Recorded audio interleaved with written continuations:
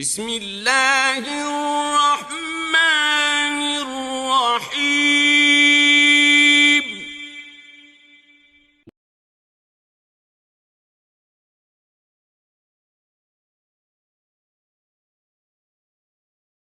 السلام علیکم ورحمۃ اللہ وبرکاتہ۔ الحمد للہ وحدہ والصلاة والسلام علی من لا نبی بعدہ وعلی آلہ وصحبہ اجمعین اما بعد۔ بسم اللہ الرحمن الرحیم۔ وعن انس رضی اللہ عنہ قال مر النبی صلی اللہ علیہ وسلم بامرأة تبکی عند قبر فقال اتق اللہ واصبری فقالت الیک عنی فإنک لم تصب بمصیبتی ولم تعرف فقیل لها إنه النبي صلى الله عليه وسلم فأتت باب النبي صلى الله عليه وسلم فلم تجد عنده بوابين فقالت لم أعرفك فقال إنما الصبر عند الصدمة الأولى متفق عليه وفي رواية لمسلم تبكي على صبي لها۔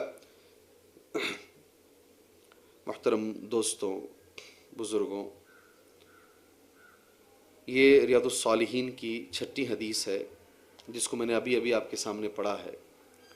حدیث کا ترجمہ اس طریقے سے ہے۔ حضرت انس رضی اللہ تعالیٰ عنہ روایت کرتے ہیں کہ نبی کریم صلی اللہ علیہ وسلم ایک عورت کے پاس سے گزرے جو ایک قبر پر بیٹھی رو رہی تھی۔ آپ نے اس سے فرمایا اللہ سے ڈر اور صبر اختیار کر۔ یہ 2 لفظ آپ نے کہے، اتق اللہ واصبری، اتق اللہ واصبری۔ تو اس عورت نے نبی کریم صلی اللہ علیہ وسلم کو جواباً کہا مجھ سے دور ہو جا، الیک عنی، تجھے وہ مصیبت نہیں پہنچی جو مجھے پہنچی ہے۔ اس نے رسول اللہ صلی اللہ علیہ وسلم کو نہیں پہچانا، اس لیے فرط غم میں اس نے نازیبا انداز اختیار کیا۔ بعد میں اس کو بتلایا گیا کہ وہ تو نبی کریم صلی اللہ علیہ وسلم تھے۔ چنانچہ یہ سن کر وہ آپ کے دروازے پر آئی، وہاں دربانوں کو نہیں پایا۔ آ کر اس نے کہا میں نے آپ کو نہیں پہچانا۔ آپ نے اسے پھر واز کرتے ہوئے فرمایا صبر تو یہی ہے کہ صدمے کے آغاز میں کیا جائے، بعد میں تو صبر آ ہی جاتا ہے۔ مسلم کی ایک اور روایت میں اس طریقے سے ہے کہ یہ قبر اس کے بچے کی تھی جس پر وہ رو رہی تھی۔ اس کو امام بخاری رحمۃ اللہ علیہ نے کتاب الجنائز میں اور امام مسلم رحمۃ اللہ علیہ نے بھی کتاب الجنائز میں، دونوں محدثین نے اس کو کتاب الجنائز میں پیش کیا ہے اس حدیث کو۔ محترم سامعین، اس حدیث سے کچھ باتیں ہمیں معلوم ہوتی ہیں جو باب الصبر ریاض الصالحین میں یہ حدیث پیش کی گئی ہے صبر کے موضوع پر۔ یقیناً واضح ہے صبر تو اس کے اندر موجود ہے، بچے کا انتقال، اس سے کچھ جڑی ہوئی باتیں آج ہمیں اس حدیث میں انشاءاللہ معلوم کرنے کی کوشش کرنی ہے۔ سب سے پہلی جو چیز ہے وہ یہ چیز ہے کہ عورت کا قبرستان کو جانا یہ جائز ہے یا نہیں ہے، کیونکہ یہ عورت ایک قبر پر بیٹھی تھی۔ حدیث جو بتائی جاتی ہے اس طریقے سے کہ بِامْرَأَةٍ تَبْكِي عِنْدَ قبر، مر النبی صلی اللہ علیہ وسلم بِامْرَأَةٍ، اللہ کے نبی ایک عورت پر سے گزرے، وہ قبر پر بیٹھ کر رو رہی تھی۔ حدیث اس طریقے سے۔ کیا عورتوں کا قبرستان کو جانا جائز ہے؟ کیا قبرستان کی زیارت عورتوں کے لیے مسنون ہے؟ جواب سن لیجئے گا، مسنون نہیں ہے۔ عورتوں کے لیے قبرستان کو جانا جائز نہیں ہے، بلکہ حرام علی النساء بل ہی من کبائر الذنوب، بل ہی من کبائر الذنوب، عورتوں پر حرام ہے قبرستان کو جانا۔ سبحان اللہ، بلکہ علماء کا تو یہ ماننا ہے کہ یہ کبیرہ گناہوں میں سے ہے۔ بل ہی من کبائر الذنوب، کیوں؟ لأن الرسول علیہ الصلاة والسلام لعن زائرات القبور والمتخذین علیہ المساجد والسرج۔ اللہ اکبر، اللہ اکبر۔ کیونکہ نبی کریم صلی اللہ علیہ وسلم نے لعنت برسائی ہے ان عورتوں پر جو قبرستان کی زیارت کے لیے جاتی ہیں۔ اس حدیث کی روشنی میں یا اور اس معنی کی اور احادیث ہیں، اس کی روشنی میں قبرستان کو عورت نہیں جا سکتی، یہ بات اپنی جگہ پر طے ہے۔ دوسری چیز اس حدیث سے جو ہمیں معلوم ہوتی ہے وہ یہ ہے کہ عورت نے اللہ کے رسول صلی اللہ علیہ وسلم کو نہیں پہچانا، اس لیے اس کی زبان سے کچھ الفاظ نکلے اور الفاظ یہ تھے الیک عنی فإنک لم تصب بمصیبتی، دور ہو جاؤ، تم کو وہ پریشانی نہیں، میرا بیٹا مرا ہے، بولنے کا مطلب یہ تھا بچہ میرا مرا ہے، مجھے پریشانی ہے، آپ کو اس کا اندازہ کیسے ہوگا، دور ہو جاؤ۔ اور جب بتایا گیا سبحان اللہ اس عورت کو کہ یہ تو اللہ کے نبی ہیں، تو نے کس سے بات کر دیا، تو وہ عورت اللہ کے نبی صلی اللہ علیہ وسلم سے معافی مانگنے کے لیے گھر پہنچتی ہے. حدیث میں واضح طور پر بخاری اور مسلم کے الفاظ ذرا غور سے سن لیجئے گا میرے بھائیوں اور بہنوں.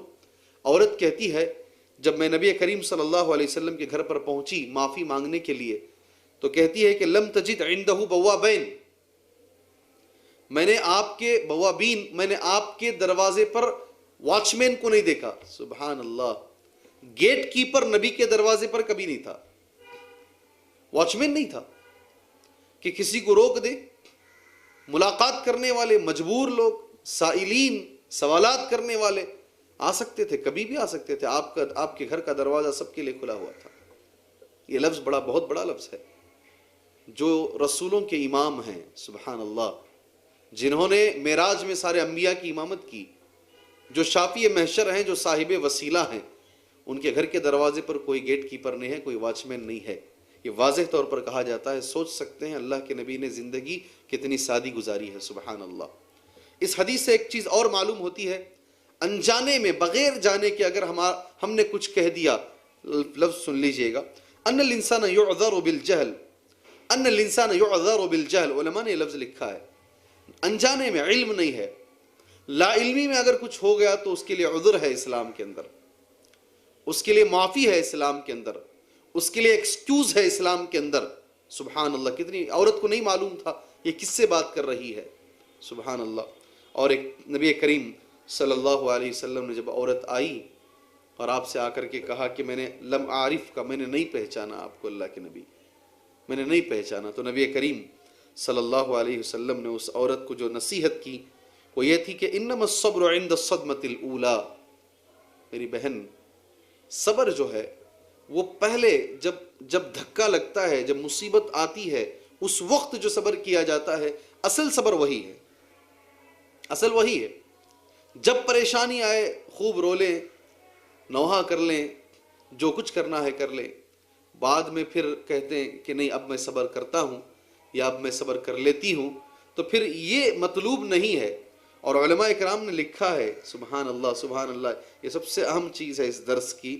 علماء نے لکھا ہے ثواب جس صبر پر ہے اسلام کے اندر، الصبر الذي يثاب عليه الانسان، الصبر الذي يثاب عليه الانسان، وہ صبر جس پر ثواب لکھا جائے گا.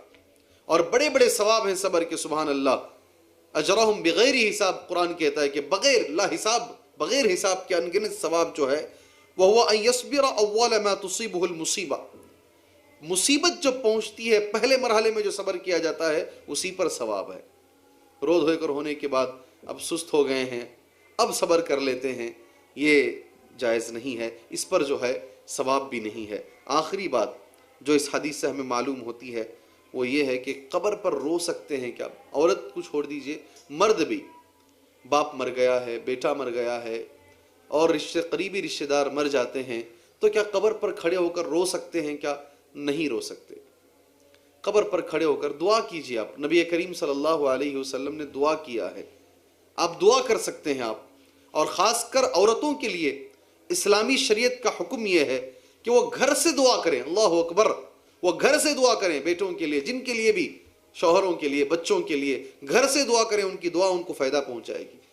اس لیے کہ اللہ کے نبی صلی اللہ علیہ وسلم نے فرمایا ہے ان المیت لیعذب ببکاء اہلہ علیہ، آدمی کے رونے کی وجہ سے میت کو عذاب دیا جاتا ہے. اللہ اکبر. اس لیے میں اللہ پاک سے دعا ہوں اللہ تعالیٰ ایسی پیاری پیاری حدیثیں ہمیں سمجھنے کی توفیق عطا فرمائے، اللہ اس پر ہمیں عمل کرنے کی توفیق عطا فرمائے. آمین. وصلی اللہ علی النبی الکریم. السلام علیکم ورحمۃ اللہ وبرکاتہ.